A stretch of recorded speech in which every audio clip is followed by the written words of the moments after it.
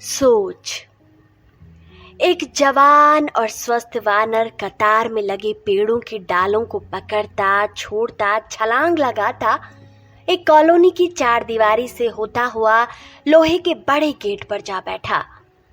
3-4 छलांगों में गुप्ता जी की बालकनी की दीवार पर बैठ अंदर कमरे में झांकने लगा।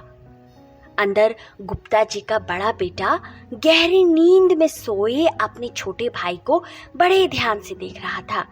कभी कभी उसके गालों को छू भी लेता। वानर भी बड़े स्नेह से उस शिशु को देख रहा था।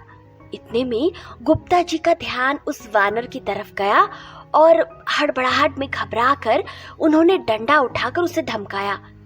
वानर ने होंठ सिकोड़कर आंखें मिचकाते हुए अपनी भाषा में कहा, मैं मुन्ने को केवल देख रहा हूँ, अभी चला जाऊंगा।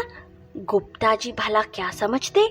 उन्होंने डंडे से वानर पर प्रहार किया, जिसमें लगी कील से वानर की पीठ पर घाव हो गया और खून रिसने लगा।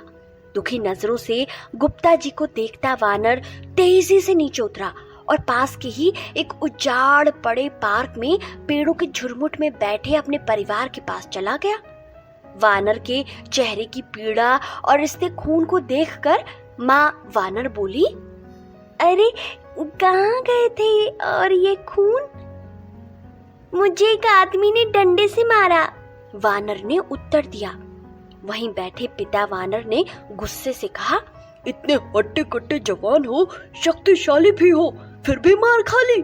तुम्हारे पास पंजे हैं, दांत हैं, तुमने क्यों नहीं मजा चखाया उस आदमी को जिसने गलती ना होते हुए भी तुम्हें मारा?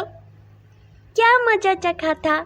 वानर ने पिता वानर की बात का उत्तर देते हुए कहा, अवश्य ही उस आदमी ने मुझे भूलवश मारा होगा। मैं कई बार अपनी आंखों से इन इंसानों को वानर की पूजा करते देख चुका हूँ।